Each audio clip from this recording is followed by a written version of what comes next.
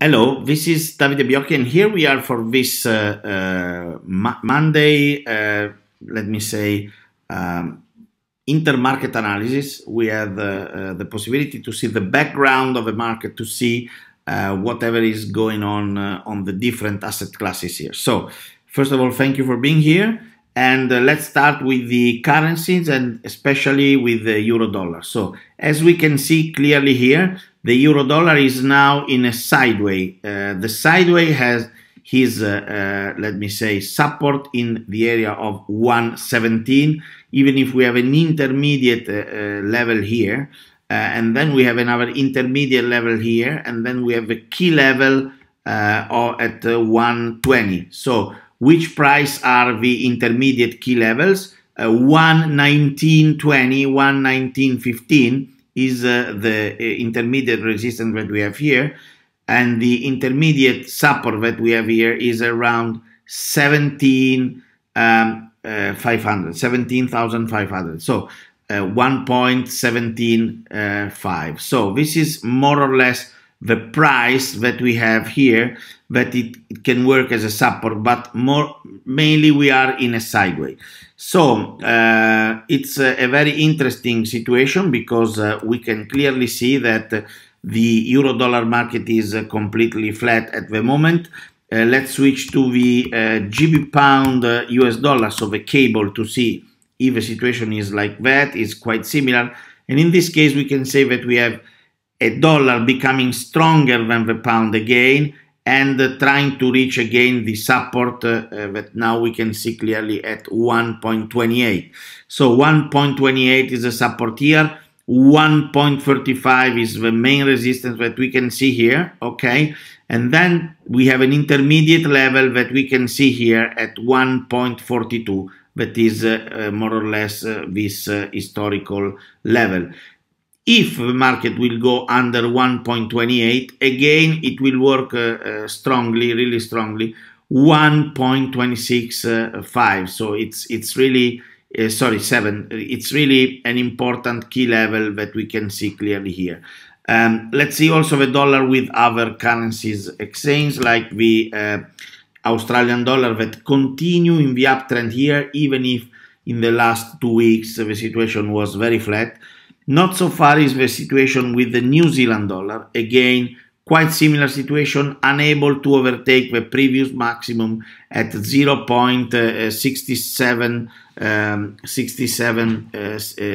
268 that we have here. So this is the area that we must look at, and the main support that we have here is around 0.66, as we can clearly see.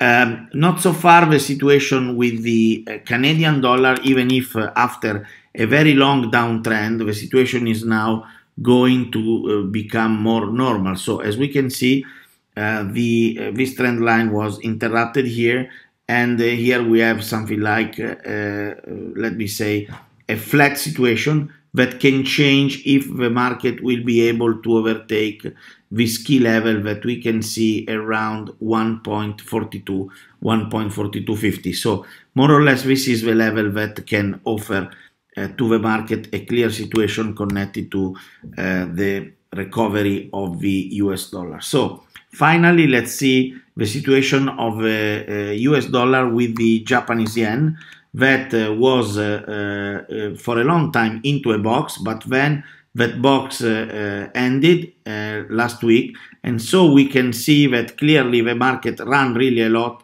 to the next support, that is this key level. So the market is around this one. In case of violation of this one, we can go back to this main support that we have here, the COVID support.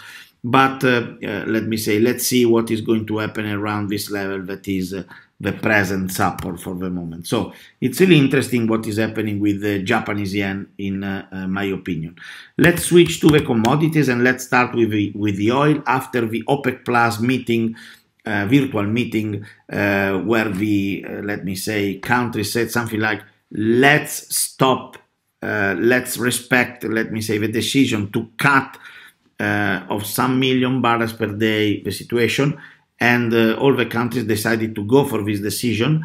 And in this case, we have an immediate recovery, but this is more connected to the request to respect the cut in the production, and not because of some, let me say, more important demand on the side of crude oil. So this is again a problem that make the price rising back to $40 or around there.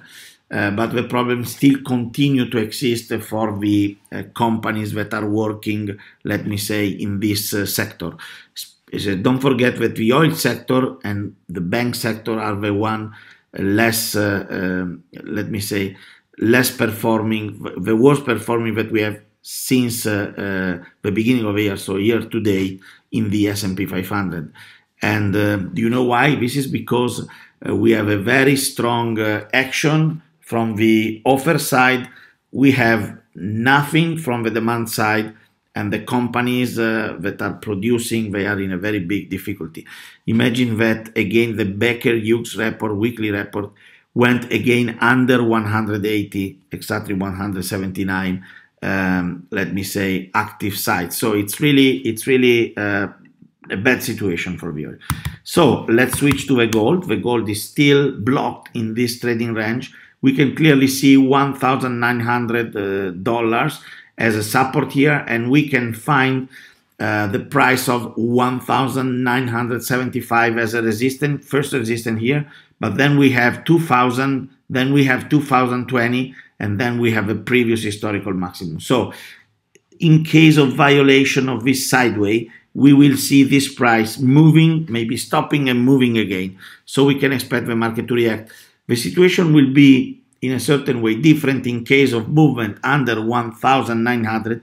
In that case, we can probably see the oil around 1,820 to 1,800 really in fast time. What about the situation of the silver, and what about the situation of the copper? We will soon see. So the silver, it's here, and the situation is very, very similar than the gold. So we have a sideways here. On the silver is more clear the sideways than the triangle that we have on the gold.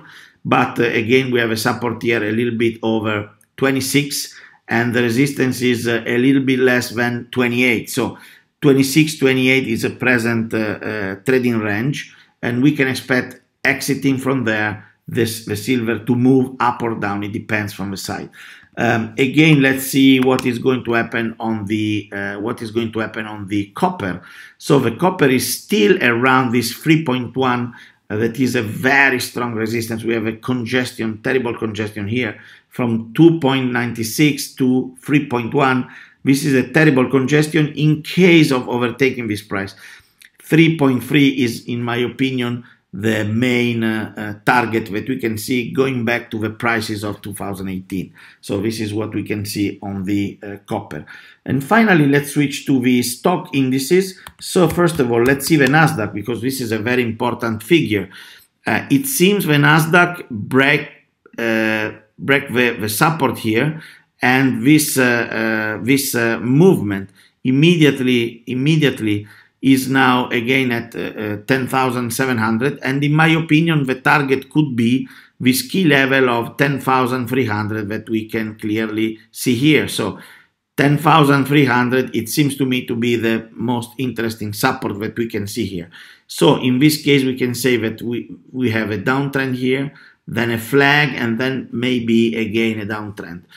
In case of recovery over 11,000, my opinion is that we can still continue to stay in between that price and 11,600, that is the resistance here.